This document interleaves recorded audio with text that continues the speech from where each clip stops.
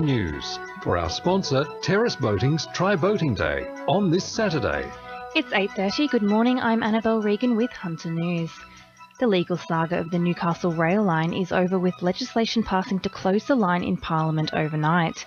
10 months after its initial closure, a bill to close the line passed through the New South Wales Upper House, 17 votes to 14.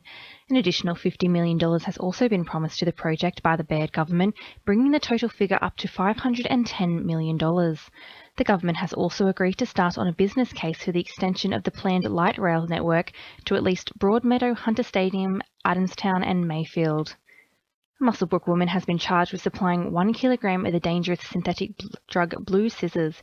The 22-year-old woman was arrested at Newcastle Police Station and charged with drug supply offences, including 3 counts of supplying a large commercial quantity and 2 counts of ongoing drug supply.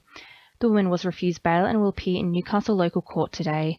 Joanne Elliott from Police Headquarters says Strikeforce Rupus was formed to target illicit drugs. A woman has faced court after being charged over alleged drug supply in Newcastle. Detectives from Newcastle City and Central Hunter Local Area Commands formed Strikeforce Rupus to investigate the supply of illegal drugs. Anyone who knows an inspiring woman in the Cessnock area is asked to nominate them for the 2016 Rural Women's Award, which closes on Friday, October 30th.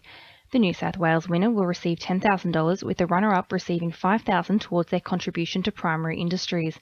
Parliamentary Secretary for the Hunter, Scott McDonald, says that most women are eligible for the award. It is more orientated at the farming and agribusiness sector, but it's reasonably broad. So if you've got an inspirational woman, someone of excellence, and someone who's maybe just one of those quiet achievers, I certainly wouldn't hesitate to recommend them. Look on the website for the conditions, though, www.dpi.newsouthwales.gov.au/RWN/RIDC. Court documents have revealed a Newcastle woman accused of murdering her mother at Redhead on Saturday allegedly stopped the victim seeking medical treatment for more than 12 hours. Gail Parnell died after she was stabbed at her home at the Sanctuary Retirement Park in Redhead. The matter came before Newcastle local court yesterday and was adjourned till December. Local residents of the Upper Hunter have been encouraged to give feedback on Hunter Local Land Services' newest strategic plan. The 5-year strategy focuses on 12 initiatives in total, including natural resource management and biosecurity in the region. The General Manager of Hunter Local Land Services, Brett Miners, spoke of the importance of the strategy. It's important to tie all those services together into a cohesive plan so that landholders and clients can see what we stand for and where we're going. So that's what our local strategic plan does. Sport, thanks to our sponsor, Warners Bay Sports Club's Melbourne Cup Carnival. Newcastle Blasters cricket selectors have been forced to drop Sydney-based marquee players Nathan Price and Daniel Madgen after a review of regional bash rules. Under the rules, anyone involved in Sydney grade cricket is considered a marquee player, with each team allowed to field 3 such players.